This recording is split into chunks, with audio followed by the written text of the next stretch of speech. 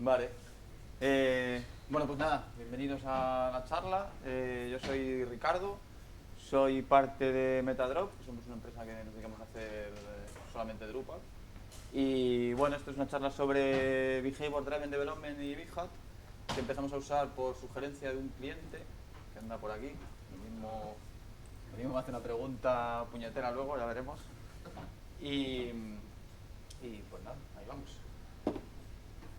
El Behavior Driven Development se origina, digamos, a partir del Test Driven Development. ¿Alguien conoce el TDD? Bueno, más o menos estáis familiarizados. Viene a ser una manera de desarrollar en la que se escribe primero mm, un test, digamos, que va a fallar porque no hay código, y entonces luego inmediatamente haces el código que hace ese test. O sea, que hace que el test funcione. Y así vas construyendo la aplicación o tu software con un montón de tests detrás que te van a servir pues para tanto como documentación como para probar constantemente tu aplicación.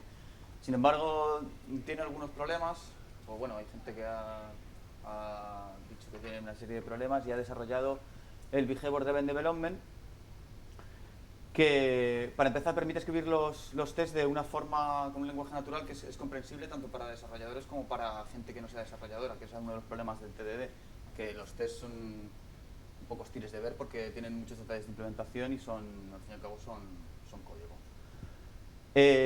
Entonces con BDD describes los tests de una forma más natural y a la vez está centrado en historias de usuario, que viene a ser como un caso de uso, digamos, de un caso de uso de la aplicación sin, en principio no tiene por qué tener detalles de la implementación de cómo está hecho el software. Estas historias de usuario describen el comportamiento esperado, es decir, lo que esperas que haga tu aplicación. Bueno, tienen un título, una descripción de lo que a lo que se refiere esa historia de usuario, y luego unos escenarios que realmente son cada uno de los casos relacionados con esa historia de usuario o funcionalidad que quieres probar. Normalmente pues muchas funcionalidades tienen varios casos, ¿no?, en los que tendrás que probar.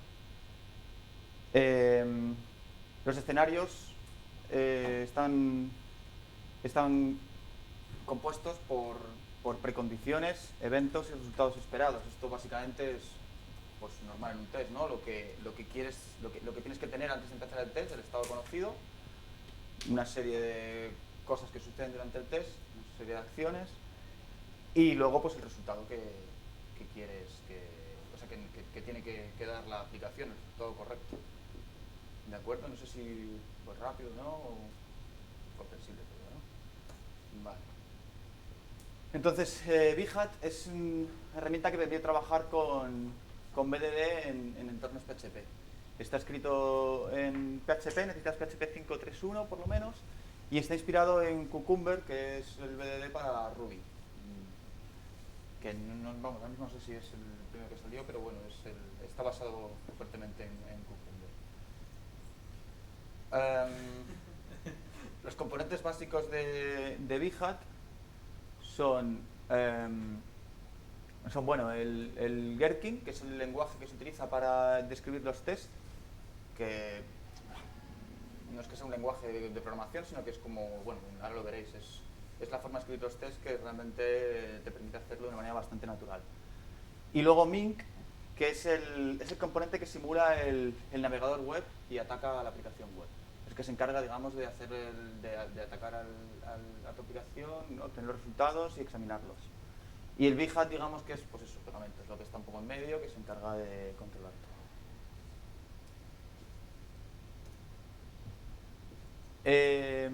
Como he dicho, Gherkin es un lenguaje para definir los tests.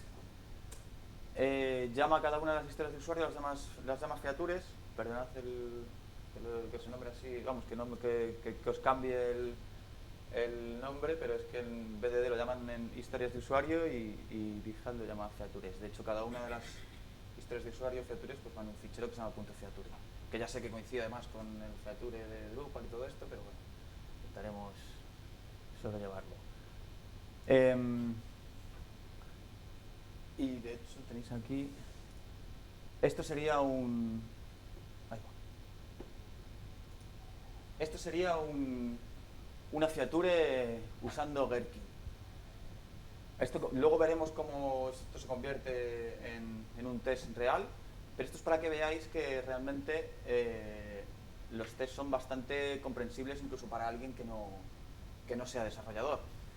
Esto sería una feature de ejemplo relacionada con el registro, con el login de usuario. Esto, bueno, es el título, luego una descripción que se suele utilizar esas 3 líneas, aunque realmente no es algo especialmente necesario. Esto está más relacionado con pues, cómo funciona el BDD, ¿no? Cómo suelen hacerlo. Y luego ahí tenemos un escenario que sería un test propiamente dicho.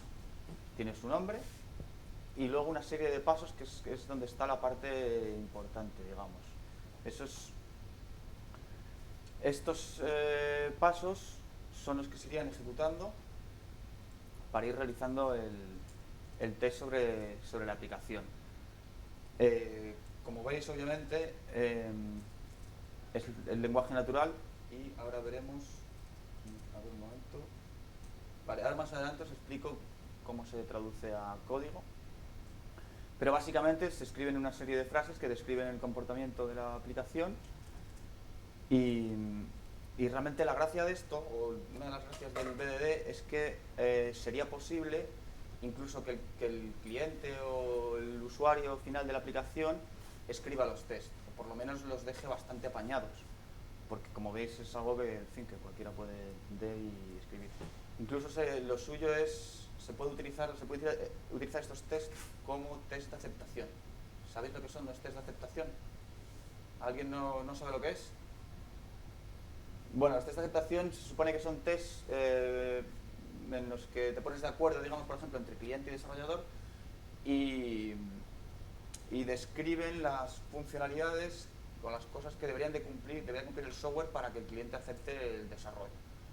Entonces, esto permite pues, que quede claro en qué momento la aplicación está lista o no está lista, y además permite hacerlo desde antes de empezar a desarrollar la aplicación, lo cual puede tener ciertas ventajas porque, no sé si os lo ha pasado, pero en general muchas veces alguien viene a que le hagas una aplicación y sabe más o menos cómo tiene que ser, pero no lo tiene del todo claro. Si haces estos tests, al final hay que dejar especificado el comportamiento de la aplicación hasta un detalle bastante final, con lo cual luego vas a tener menos sorpresas de, pues esto no era así, era así, en fin.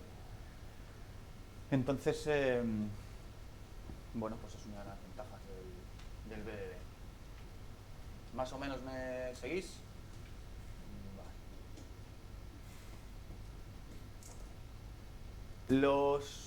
Los tests vienen, o sea, perdón, los pasos o steps vienen, ¿sabéis una palabra delante que es una de estas que habéis visto que es given? Bueno, aquí me he equivocado. Esto sería then, ¿de acuerdo? Y vienen a describir, pues lo que os he dicho antes, precondiciones, que son estados conocidos del sistema. When suelen describir acciones que se hacen sobre la aplicación, o ya pueden ser acciones del usuario, pueden ser acciones que realice la aplicación internamente, como por ejemplo la ejecución de Chrome. Y el then, pues son cosas que esperas que dé como resultado la aplicación web. Luego tenemos bueno, me parece que me he saltado una slide, pero aparte tenemos los AND, y aquí no está, pero también hay otra que es BUT. Realmente estas palabras son completamente irrelevantes para BigHat, simplemente es una forma de que quien está leyendo el test o está escribiendo el test tenga una indicación de ese paso a qué se refiere. Pero realmente, técnicamente, internamente no le da exactamente igual a BigHat. Bueno, perdón, aquí estaba lo del AND y el BUT. Como he dicho, es una cuestión de legibilidad. Como veis, por ejemplo, aquí tiene varios given pues una cosa, given otra cosa y given una tercera cosa. Pues puedes escribirlo directamente como given tal y tal y tal, ¿no? Que es pues una manera más natural de escribir algo con un lenguaje para humanos.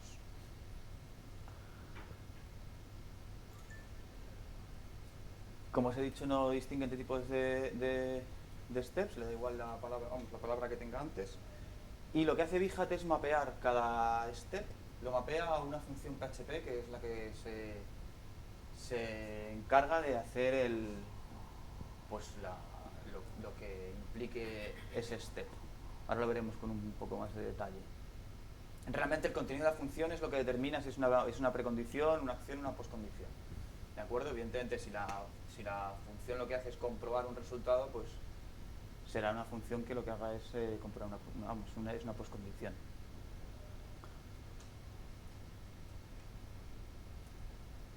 El Gherkin, aparte, bueno, tiene otras características que permiten hacer los tests, escribirlos de manera más cómoda. Por ejemplo, permite escribir test mediante una plantilla variando solo algunos datos. Esto es lo típico, a lo mejor, que tienes un test que son los mismos pasos pero cambian los datos, pues te permite pasar una tabla y te repite el mismo escenario pero variando esos datos.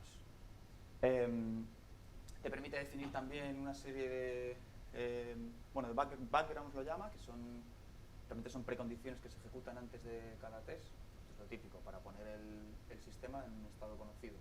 Cuando a lo mejor vas a ejecutar va a hacer una feature, no sé si os acordáis, pero las features, ¿dónde está?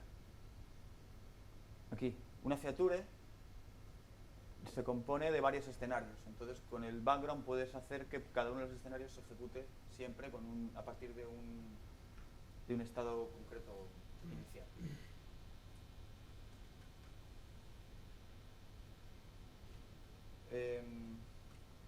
Bueno, permite pasar tablas de datos como argumentos a steps, porque hay, pues por ejemplo, pues a lo mejor hay un step que consiste en, pues no sé, que tiene muchos parámetros o que es un poco engorroso hacerlo así con lenguaje natural, pues le puedes pasar una tabla que se le pasa a la función PHP y bueno, resulta más cómodo. Todo esto no os lo he puesto porque, bueno, yo creo que sería marearos. Todo esto está bastante bien documentado en los enlaces que veréis al final. Y luego además puedes marcar los escenarios con etiquetas, que luego eso es bastante útil para organizar los tests o por ejemplo para ejecutar los tests relativos a, no sé, a usuarios, por ejemplo. Pues todos los tests que tengan que ver con usuarios los marcas con la etiqueta user y luego puedes en un momento dado ejecutar los tests de relaciones con user, o puedes marcar los smoking tests, por ejemplo, o lo que quieras. Esto luego a la hora de, por ejemplo, a la hora de integrarlo con algo como, ¿cómo se llama esta integración continua? El Jenkins, ¿no? Pues a lo mejor puedes hacer que ejecute solamente un tipo de, uno de los tests de una etiqueta, o bueno, eso ya cada uno se organiza como quiera. Y luego aparte tiene ciertas implicaciones técnicas que explicaré más adelante cuando lleguemos. Básicamente es una forma de clasificar los tests, simplemente. Los escenarios, realmente.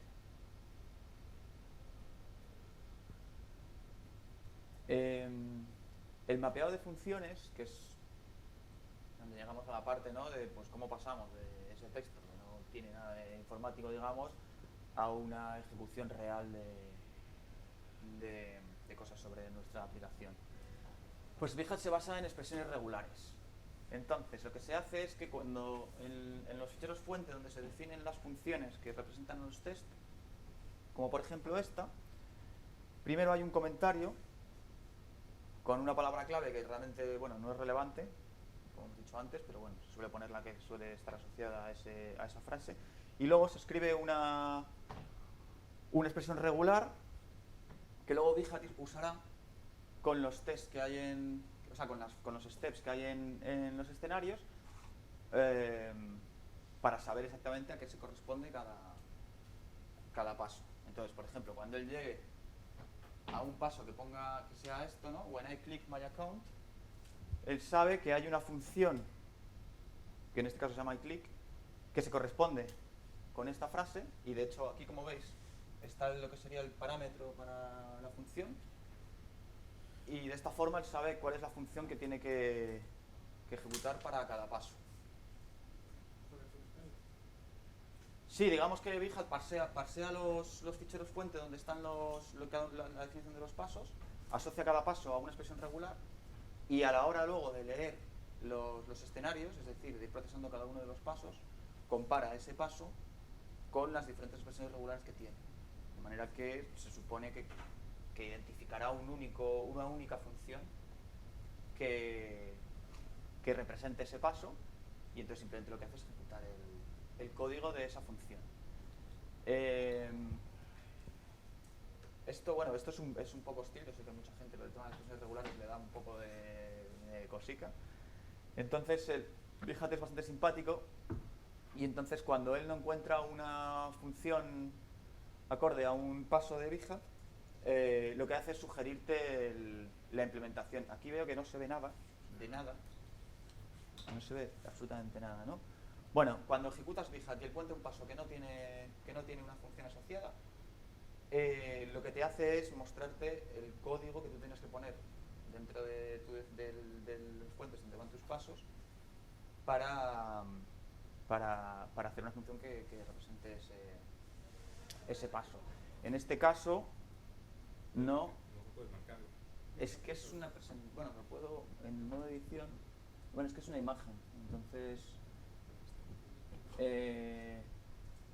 no voy a poder enseñároslo. ¿No la cambias a negativo? Pues mira. A ver cómo era.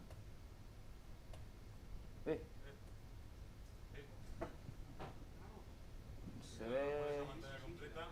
Sí, vamos.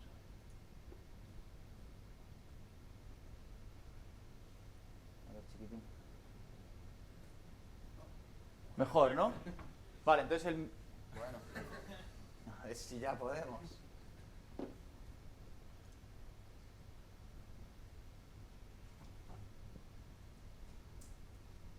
El mismo Big Hat te saca Bueno, Big Hat se ejecuta en consola, ya no lo he comentado.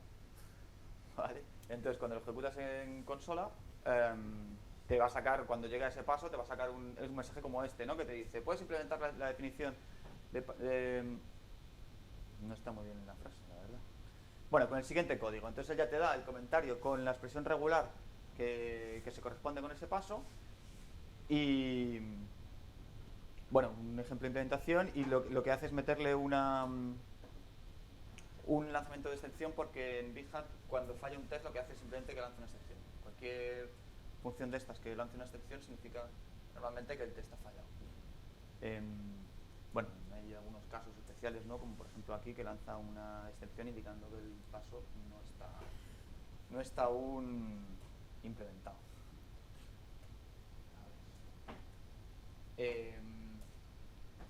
Hay otros casos, pero bueno, tampoco creo que sea muy interesante ahora mismo verlo.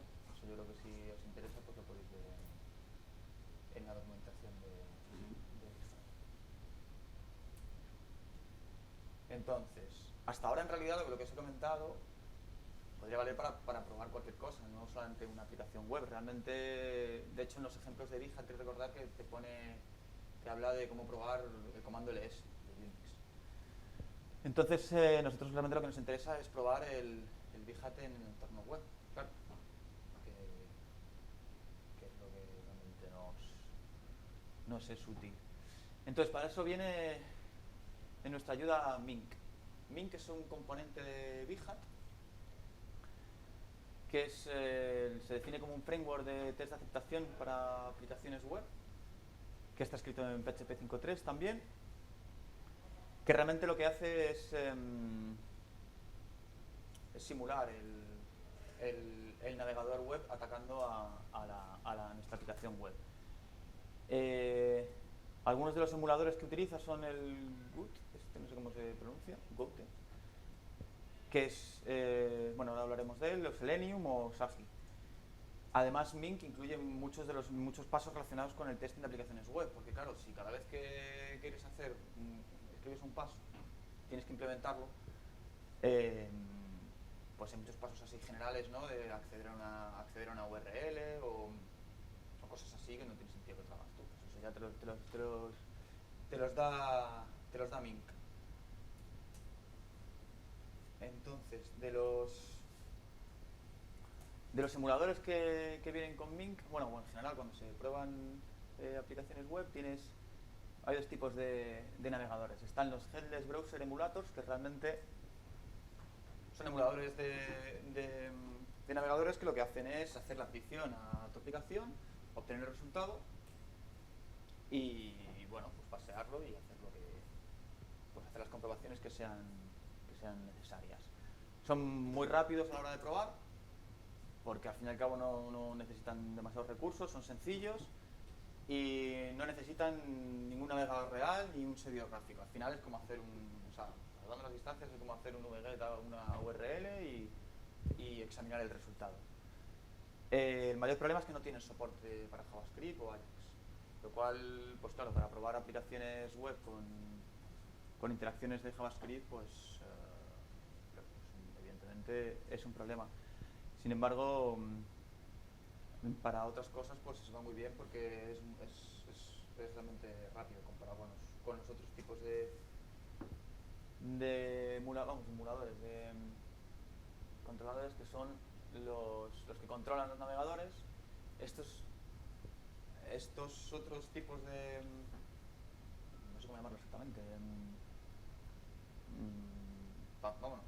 En componentes para probar tu aplicación, lo que hacen realmente es controlar un navegador real. Es decir, abren una instancia de un navegador, atacan realmente a tu aplicación web, lo cargan en el navegador y realmente simularían lo que es la interacción del usuario. Es decir, ponen el navegador ahí, lo que hacen es simular las acciones que haría el usuario. Tanto, pues no sé, clics de ratón, rellenar formularios, pulsar botones, etcétera, etcétera. Como es un navegador, al fin y al cabo, tiene soporte completo para JavaScript, Ajax y realmente cualquier cosa que ofrezca un navegador.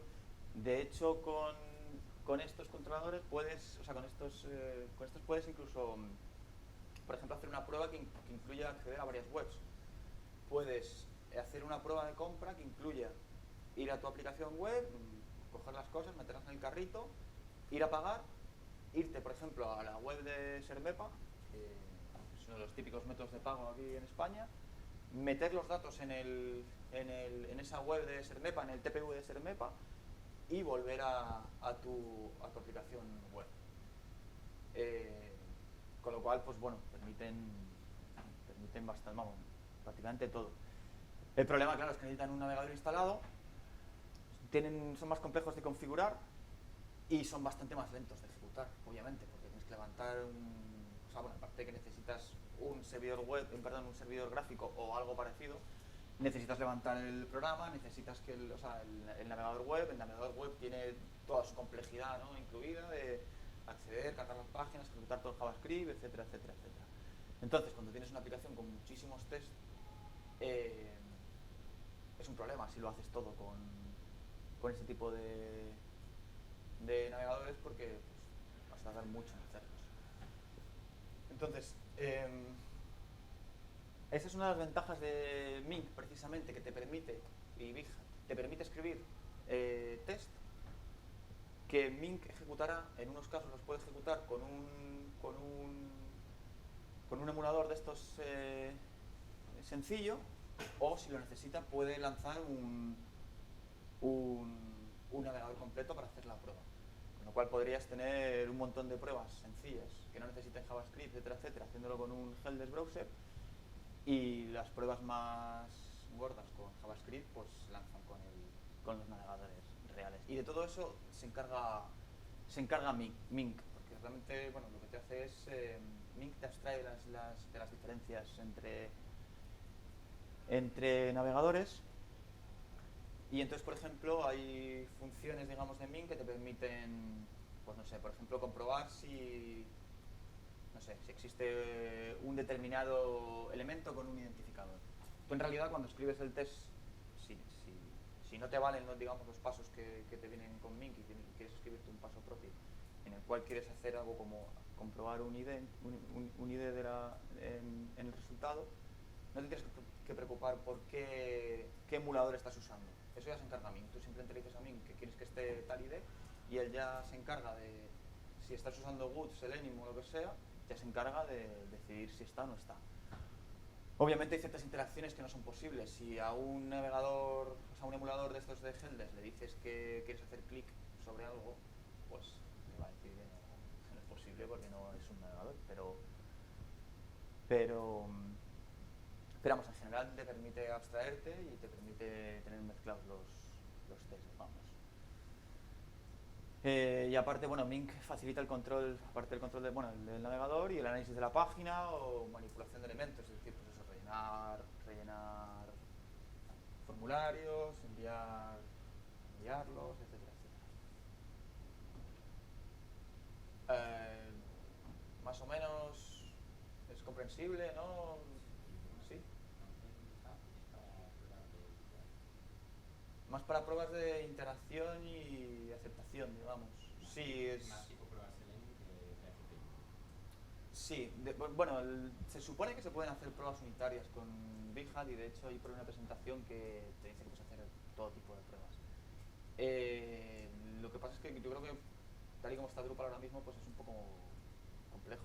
De hecho, bueno, lo que ha estado comentando esta mañana Juanpi, ¿no? De que en Drupal 8 están aislando las clases con todo el tema del dependency injection para poder hacer mocks y todo eso. Supongo que eso podría facilitar el uso de BigHat con pruebas unitarias, pero ahora mismo se utiliza para eso, para pruebas de interacción, digamos, de aceptación. De hecho, de los 4 módulos que hay en Drupal.org sobre BigHat, hay uno que se llama, no me acuerdo cómo se llama, tiene un nombre raro. Se supone que es el módulo que utilizan los de Drupal.org para probar Drupal.org. Yo no lo he probado, no lo he visto demasiado, porque como obviamente no era para mí, pues no lo he usado, pero esa es la utilidad que tiene en principio. Bueno, luego están los Mink drivers, realmente son... ¿Drupal Extension puede ser? Drupal Extension es ese es el que se va a usar para probar en general sitios con BigHat. Que es el... Bueno, ahora llego a él. Una pregunta, Sí. supuestamente estos son, ¿verdad? Perdona, ¿puedes repetir? Que supuestamente, bueno, BigHat es supuestamente para historias. Sí, historias de usuario. Testing, digamos, ya a nivel usuario, en todo caso, de cosas estilo PHP o sea, de costura, que BigHat realmente no es para... Sí. O sea, al principio no es. Pero ya te digo que yo, sin embargo, sí que he visto gente que lo utiliza para hacer pruebas unitarias y de hecho te dicen que no es suyo, ¿no? Que lo puedes... Ya, bueno... No sé, que el propio Berger, que es creador de BigHat, dice que no, que para este tipo de cosas ¿PHP qué, perdona? PHP Spec.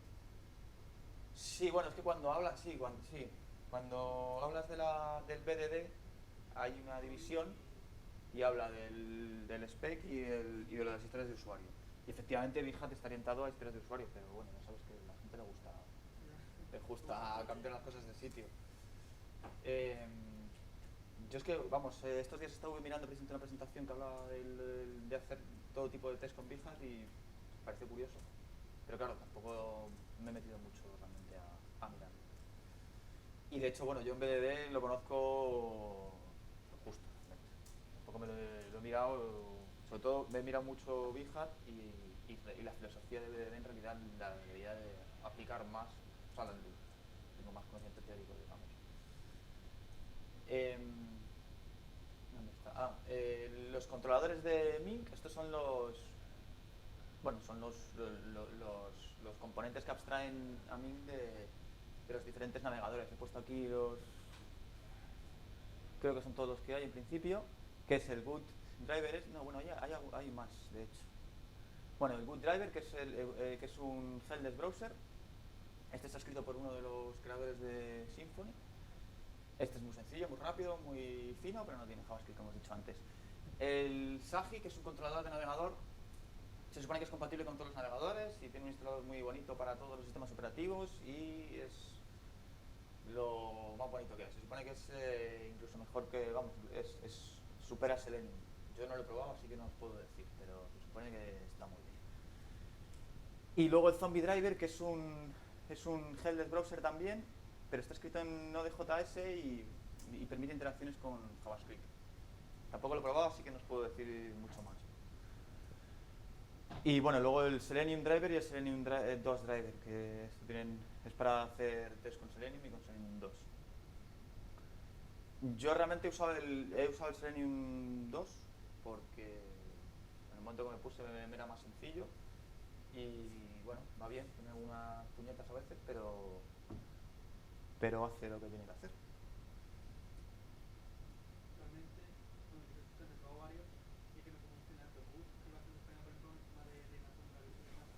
que no va muy bien con eso.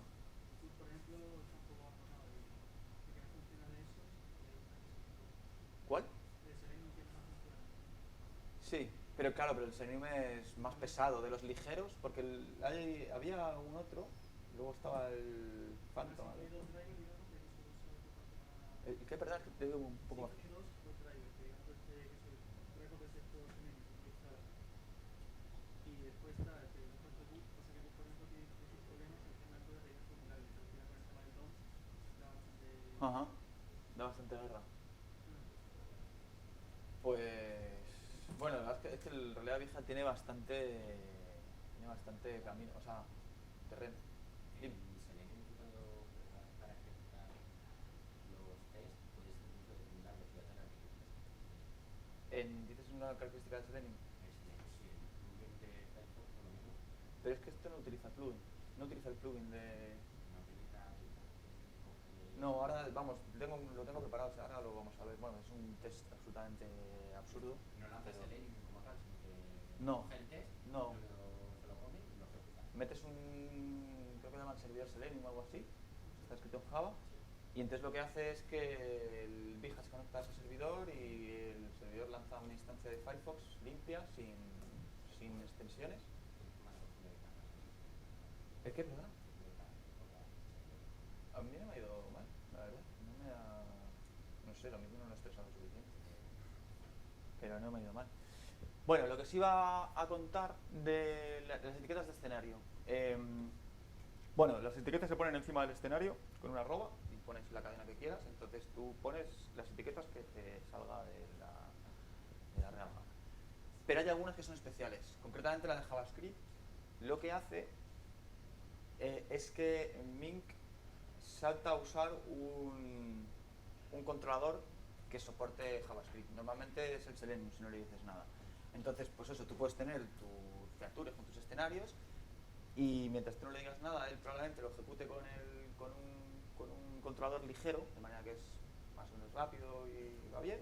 Pero si se encuentra un escenario que tiene un JavaScript, pues entonces a lo mejor, vamos, si lo dejas por la configuración por defecto, lo que va a hacer va a ser utilizar el controlador de Selenium. Levanta su Firefox, hace su prueba, comprueba todo y luego sigue. Entonces, bueno, algunas etiquetas tienen algún otro significado. De hecho, ahora en el módulo que vamos a ver, que es el Drupal Extension, si le metes uno que se llama API, me parece que es, pues hace que utilice un controlador que tiene acceso directo a la API bueno, más o menos a la API de Drupal. La verdad es que no sé cuánto tiempo me queda. Eso, ¿no? Vale, no, por no quedarme corto. Entonces, Behat y Drupal. Entonces, muy bonito que nos habías hablado de Behat en general. Entonces, como ya os digo, hay 4 módulos en Drupal, pero parece ser que el más prometedor es el Drupal Extension. Es compatible con Drupal 6, 7 y 8, salvo bugs, porque yo me he comido alguno, os lo digo. Yo creo que está escrito para el 7 y luego han adaptado cosas al 6, entonces por ejemplo en el 6 hay código del 7, así que si os hace una cosa rara en Drupal 6 probablemente sea problema del módulo. El Drupal Extension añade steps propios de Drupal, como pues, limpiar la caché, hacer logout, comprobaciones sobre regiones, hace cosas sobre las taxonomías, sobre regiones, no sé por qué lo dice ya, ¿no? Sí. Y bueno, una serie de cosas, entonces es bastante cómodo. Ahora sí podemos ver los pasos que hay disponibles. Y además detecta e incorpora otros steps provistos por otros módulos. Esto es importante porque, bueno, hay una charla que se supone que es fue bastante importante en Portland, creo que es, si no me equivoco, sí, la última DrupalCon, ¿no? Fue la de Portland, sobre Behat, y ahí el que daba la charla explicaba que la idea es que luego cada módulo pueda añadir sus propios pasos de Behat relacionados con las cosas que hace ese módulo, lógicamente. De manera que cuando alguien quiera hacer alguna prueba que incluya funcionalidades sobre ese módulo, no tenga que escribirse los pasos, sino que simplemente pues, los va cogiendo de los que ofrece el módulo. Entonces, si te imaginas un Drupal en el que todos los módulos ofrecen pasos relacionados con su funcionalidad, realmente escribir test con Behat sería bastante rápido, realmente, porque los test ya los tienes, o sea, los pasos, que son, pues eso, cada una, las opciones que componen cada test, las tendrías disponibles. Entonces, bueno, no sé exactamente si van a tirar por ahí o no, o cómo va, pero creo que la idea al principio es eso. Esto es, por ejemplo, esto es una captura de una parte de la lista de pasos que ofrece ahora mismo el Behat junto con Drupal Extension. Entonces, como veis, pues hay el primero, pues debo ver un tal texto. Comprobar si hay un texto en la web. No debo ver tal texto. Comprobarle el código de respuesta HTTP.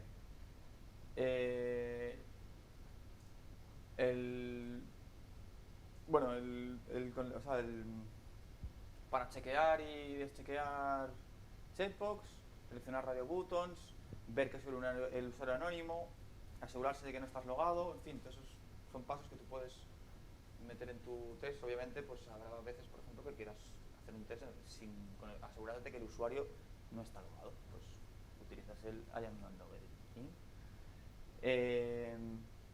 Por ejemplo, estar logado con un usuario con un rol determinado. Eso es lo que hace Behat. Vamos, el paso lo que hace es que si no existe el rol, lo crea y creo que también te crea un usuario y te loga con ese usuario para hacer la prueba.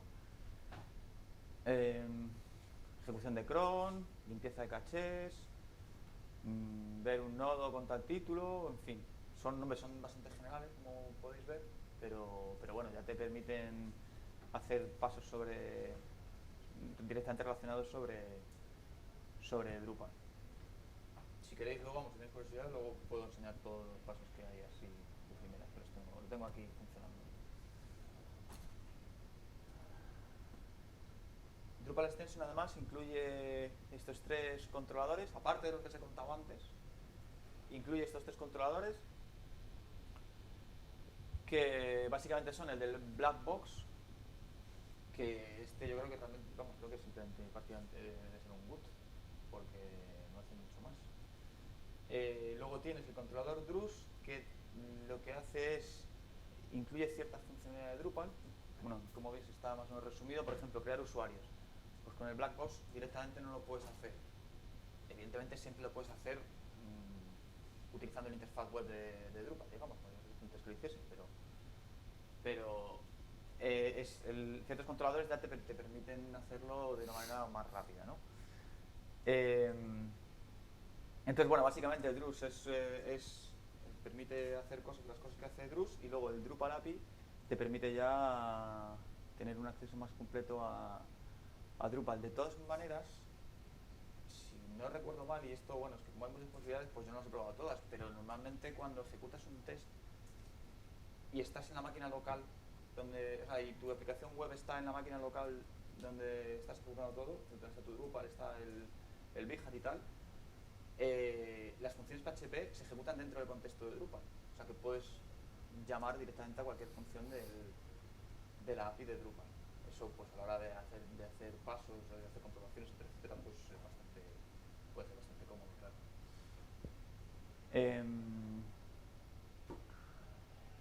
Bueno, pues esos son los controladores que vienen con Drupal Extension.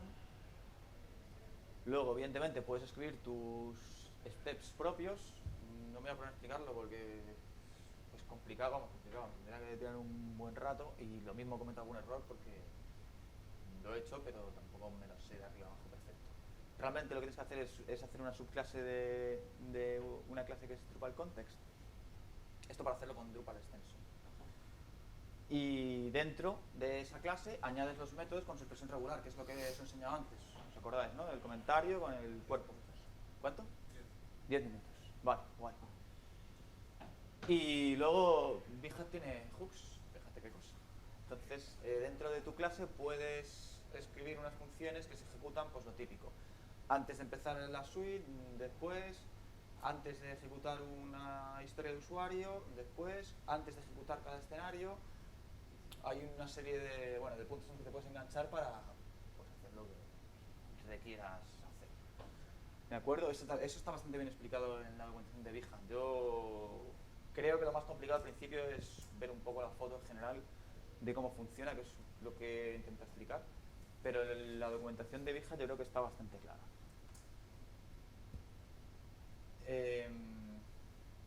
Pues nada, aquí os pongo algunos enlaces. En realidad son bastante obvios. La página de Behance con el enlace a Mink, la charla de Portland, que es el enlace este de 3 líneas. Luego hay un grupo que se creó en Drupal.org, bueno, en los grupos de Drupal.org a raíz de esta charla, por lo visto, porque vamos, creo que es que hicieron hasta la ola, según comentan. Y bueno, no es que tenga mucha actividad, pero bueno, hay información interesante. Y luego aquí hay un par de artículos de Elisa Anderson hablando. El primero es una introducción general a Behance y Mink, que está muy bien. Y luego esto es un artículo estupendo sobre, bueno, artículo no, es una documentación sobre Drupal Extension, que viene muy bien porque el Drupal Extension la verdad es que no, en principio no sabes muy bien qué hace. Vas ahí a Drupal.org, es un poco la descripción, pero no, vamos, yo por lo menos al principio no sabía exactamente qué hacer con él. Y ahí está bastante bien explicado. Me quedarán como 5 minutos. ¿Queréis hacer una ejecución de Behance? Vale. Pues vamos. Efecto demo. Creo que lo tengo listo. ¿Vale? Entonces. A ver. ¿Puedes ponerlo en blanco? Fondo. Yo creo que... A ver.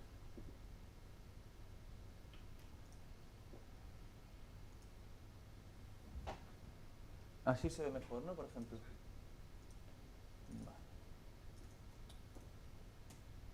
Vale, bueno, pues aquí tengo un Drupal 7 pelado, recién bajado, no tiene nada de nada realmente, y he escrito un test que es bastante ridiculillo porque se ve, ¿no? Vale. Como veis, lo único que hace es un escenario que es hacer login que dice si soy el usuario anónimo, dado que soy el usuario anónimo y que estoy en el front, cuando relleno username con test y relleno password con test, soy muy original a la hora de poner el usuario y el password, y pulso el botón login, después debo ver my account. Bueno, por cierto, a la hora de especificar, no sé si habéis trabajado alguno con Simple Test, que es, bueno, para hacer test en Drupal 6 y Drupal 7, está bien, es otra cosa porque es más bien para hacer, bueno, es otra historia, digamos. Pero era un auténtico infierno describirle al Simple Test cuáles eran los componentes de un formulario que quieres rellenar. O sea, para decirle que querías rellenar tal componente de formulario era bastante complicado a veces.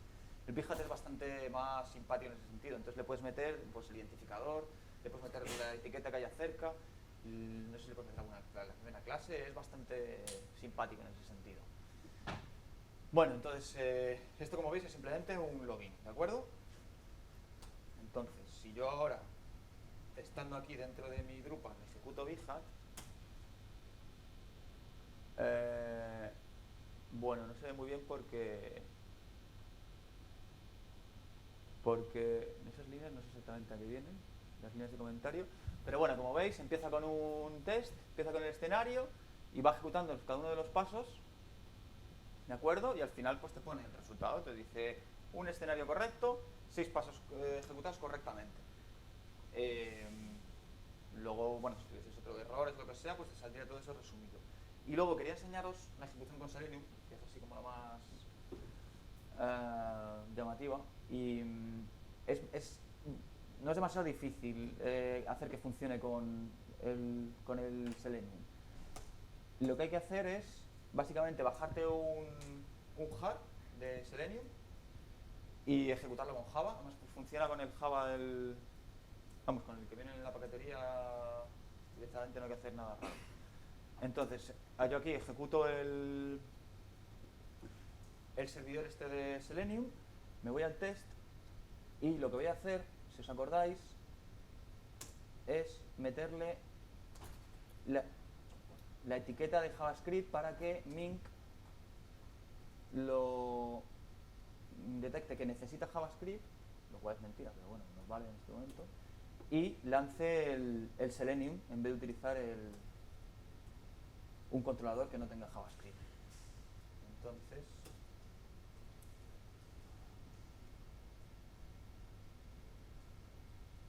a ver, ahí está. No sé si lo habéis visto, pero bueno, ha sacado el Firefox, ha completado el formulario y ahí está el resultado. Él ya ha paseado la salida y ha visto que el My Account está aquí, ¿vale? Así que, pues nada. ¿Preguntas? Cuenta. Dos preguntas. A ver. ¿Te saca también el reporte de los... Cuando ejecuta con Selenium también se saca un reporte de lo que ha ejecutado? Sí, sí. ¿O Sí. asume que lo estás viendo? Sí, sí. De hecho, ¿no se ha visto ahí? Aquí está. Esta es la primera ejecución y esta es la segunda. O sea, realmente al final, para Vihan, el controlador que se usa es un poco, no es relevante, digamos. O sea, él simplemente hace los tests, el Ming se encarga de ejecutarlos y le presenta los resultados. O sea que sí, o sea, lo puedes hacer de manera no atendida. Incluso, por ejemplo, si tienes imagínate lo típico, un servidor de estos de integración continua, ¿no? En un servidor que no tienes interfaz gráfica y ese tipo de cosas, pues puedes sacar el XUFV, creo que es un framework, como una especie de servidor gráfico de palo que realmente te permite ejecutar programas como Firefox pensando que tienen un servidor gráfico, pero realmente no estás ejecutando un servidor gráfico. Entonces puedes hacer estos tests sin problemas en una máquina que no tenga... ¿Y es posible grabarlo? ¿A qué te refieres con grabarlos? ¿Grabarlo como haces con Selenium, en plan de clic, clic, clic, que te saque un resultado? Que yo sepa, no. Grabar la ejecución Pero, o Grabar la ejecución para ver qué ha pasado si necesitas verlo. dices verlo en... Si quiero ver un test, ese test que Hombre, ha fallado, ver qué ha pasado. si lo ejecutas en tu local, digamos, o sea, con la pantalla, lo puedes ver. Porque tú ves es más, puedes tocarle las narices puedes cambiar el test. De hecho, cuando yo a veces depurando test, lo que hago es incluso, si me falla algo, con la ventana esta que me ha dejado abierta, enredar para ver por qué está fallando. En la misma ventana. En la misma ventana, sí. la deja abierta, se queda colgado y te... Tenía, yo en mi ordenador de mi puesto de trabajo tenía la fea costumbre de cerrarse, lo cual era desesperante a veces, porque querías saber por qué estaba fallando y no podías. Y bueno, simplemente fui al código de Ming y en el sitio donde cerraba la sesión, pues lo comenté y ya podía verlo. Sé que no está muy bonito, pero bueno, en un momento de necesidad, pues se hace. Aquí, sin embargo, no sé por qué ahora no me está cerrando la ventana. Y yo juraría que en mi sitio cuando terminaba lo cerraba. No puedo decir. A mí me suena que puedes hacer pantalla. No sé si grabar entera la sesión, pero a mí me suena que puedes en algunos de los drivers tienen comandos de mil para... Hombre, desde luego si es con Selenium o con Sagio, cualquier cosa que lo saque por pantalla, a las malas puedes utilizar cualquier software que te grabe la pantalla o que haga algo así. Pero eso no es open source. Bueno, mi pregunta en realidad no iba por ahí, iba por cómo de caro es implementar esto. ¿Te la has soplado la pregunta o...? No, estaba pensando, digo, esto está muy bien. Pues hombre, pues depende. Y PHP y Simple Test, que se sigue usando en Drupal 8. Sí, pero que es... Bueno. Es una bueno, sí. Pues hombre, depende de bastantes cosas. En general, yo creo que depende también de cómo sea el cliente de moderno, entre comillas, sin entendernos mal, digamos. Si tú al hablar con el cliente, desde primeras le dices que conviene, o sea, que vas a hacer este tipo de test y ya quedáis en hacer antes los tests, o sea, lo que hemos hablado al principio del el lenguaje natural, ¿no? Lo que es los escenarios. Pues yo creo que puede ser bastante beneficioso, con el coste inicial, digamos, de hacer ese esfuerzo, porque es que además, a la vez de escribir los tests, estás terminando de especificar la aplicación, lo cual yo creo que, vamos, por lo menos en mi caso en general es bastante problemático, porque siempre se acaban cambiando las cosas, pues al principio, a la mitad, al final, y vamos, al día siguiente de ponerlo ya te quieren cambiar cosas, porque se han dado cuenta que esto resulta que, bueno. Entonces, creo que ese esfuerzo puede ser bastante interesante y que al final va a redundar en menos, no sé si menos coste, pero desde luego menos, o sea, más salud en general y menos problemas con el cliente, etcétera, etcétera. Pero yo creo que también el cliente tiene que saber que le gusta y que lo quiere realmente. Luego, bueno, también lo puedes hacer tú para tu propio, o sea, te puede servir como test de interacción. Yo creo que creo que no cuesta demasiado ponerlo en marcha. O sea, realmente instalar el Big-Hat, una vez lo has hecho y te has enterado de cómo funciona, no es demasiado problemático. Nosotros, de hecho, tenemos una máquina virtual sobre Vagrant, que cuando lo montas ya directamente te deja el Big-Hat instalado. Y al final, pues luego lo que tienes que hacer pues, es escribir los tests. ¿Cómo se arquitectura las carpetas de test? ¿Cómo se integra dentro de tu site? Pues eso depende, porque yo de hecho, yo cuando empecé a usar el Big-Hat, usé otro módulo porque el Drupal Extension te decía más o menos que instalases el Big-Hat en cada uno de los sitios, en cada uno de las webs que vas a probar y te dejaba ¿cómo se llama? El doc root hecho unos zorros de directorios y cosas raras. Sin embargo, hay maneras de instalarlo en system-wide, digamos. Esto está explicado en el grupo de Big-Hat, que de hecho hay un mensaje mío en el que explico cómo hacerlo. Y al final lo que te hace, yo creo que lo que se debe hacer es poner en sites all, pones los tests, porque eso va para todos los sitios igual, se van a ejecutar los mismos tests. Ahí tienes una carpeta que se llama features. Bueno, normalmente pones sites all test features y en features tienes todos los puntos feature con cada una de tus historias de usuario. Puedes poner subdirectorios si quieres, organizarlo como quieras. Y luego en el sites default tienes un YAML, un bighat.yaml, donde está la configuración concreta para esa máquina, digamos. Eso yo lo pongo en sites default porque al final en sites default ahí pones las particularidades concretas de cada máquina, ¿no? Que a lo mejor pues las rutas al donde está el Drupal o ciertas otras cosas que pueden ser específicas de cada desarrollador o cada lo que sea. Entonces al final tienes el sites default con el bighat.yaml, el sites all test y ya. Bueno, y luego, y en el sites, en el feature sol también puedes meterle tu fichero PHP con tu clase que extiende el Drupal context, me parece que se llamaba, con tus pasos añadidos, etcétera, etcétera, por ejemplo, o tus hooks para Big-Hat, etcétera, etcétera. ¿He respondido a tu pregunta? Y el Big-Hat lo ejecutas, en el directorio de tienes el YAML. Sí, en esa configuración concreta sí, le puedes pasar un parámetro de configuración para decirle dónde está el YAML. Yo digo, lo mejor es mirar, yo creo, ahí en el groups está explicado. Es que pensé que ibas a preguntar si el Big-Hat se tenía que ejecutar dónde está el Drupal, pero en realidad puedes atacar en remoto si quieres. Y entonces, ¿ibais a decir algo, Pablo? Dime. Sí, lo comentaba antes. Se pueden utilizar cuando estás creando en el lenguaje natural un if else similar. Por ejemplo, si tengo este texto en la página, No. esto, si no haces otro. No hay, o sea, es una descripción muy directa, digamos, muy... Tienen que ser unívocos. Claro. Deberían ser dos test. ¿Perdona? Claro, lo suyo es que si necesitas hacer dos tests, o sea, lo suyo es que hagas eso, o dos tests o que tengas un paso que ya se encargue internamente de solucionar la ambigüedad que tengas. Los escenarios los escriben. Sí, claro, por ejemplo. O sea, yo el Gherkin realmente lo explico muy por encima, luego si te lees la documentación pues tiene una serie de cosas así extra para hacer las cosas más fáciles. De hecho, por ejemplo, se puede escribir en español si quieres, puedes escribir los pasos en español. ¿El qué? ¿Perdona una? Pues por ejemplo, sí. Sí. Claro, lo cual pues te puede facilitar mucho en relación con por ejemplo, con el cliente, ¿no? Cuando hemos hablado de que el cliente puede escribir los tests o por lo menos estar muy cerca de ti al desarrollarlo, pues lo puedes hacer en el idioma que sea. Otra duda, para hacer test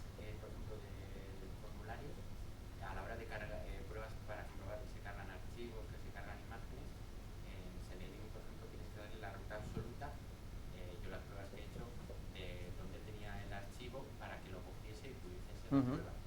¿En GitHub se puede hacer algo por el estilo? Pues yo creo que sí, me suena que sí, pero no te lo puedo asegurar porque creo que lo he leído, porque me he leído casi todo, pero ya sabes, te lo lees todo y luego te relees parte, pero no todo. Y yo creo que eso he leído algo al respecto, pero no me acuerdo ahora mismo en qué está. Yo creo que sí se podía, pero no sé, no te puedo decir más. Vale.